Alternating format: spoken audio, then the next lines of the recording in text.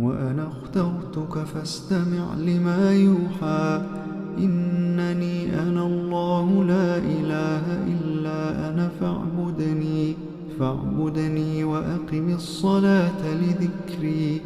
إن الساعة آتية أكاد أخفيها لتجزى كل نفس بما تسعى. فلا يصدنك عنها من لا يؤمن بها واتبع هواه فتردى. وما تلك بيمينك يا موسى؟ قال هي عصاي أتوكأ عليها وأهش بها